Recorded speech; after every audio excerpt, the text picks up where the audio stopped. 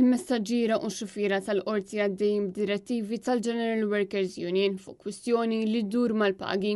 Fejn hemm każi li s-salarju ta' dawn il-ħaddiema ma jaqbix 900 euro fix-xahar, jidher li l-UHM Voice of the Workers ħarġet direttivi simili għal membri tagħha li fosthom hemm ukoll id-deputati reġistraturi ta' maġistrati.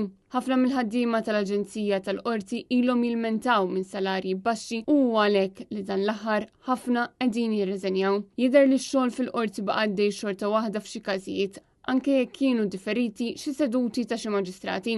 Maġistrati oħrajn iddeċidew li jaħdmu kif jistgħu.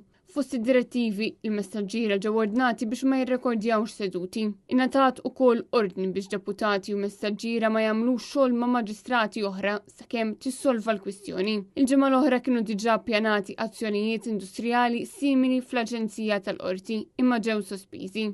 Ftit qabel is-sajf li għadda, il-medja kienet ukoll irrappurtat li kienu se jittieħdu xi azzjonijiet iżda il-General Workers Union kienet ċaħdet li hemm il-ħsieb jew xi pjan ta' azzjoni industrijali. Anke l-avukat Jason Azzopardi kien qal li se jsir strajk u diversi sorsi tal-qorti kkonfermaw li l-ħaddiema kienu qed jiġu imħeġġa biex iħejju għal azzjoni bħal din. Jidher li issa li wasal li jiġi negozjat ftehim kollettiv ġdid, il-pagi mhumiex se jiċċaqilqu kif iridu il-unions b'ħafna mill-ħaddiema tal-qorti spiċċaw aktar anzjużi biex ifittxu impjieg ieħor sabiex jollu il-livell tal-għajxin tagħhom.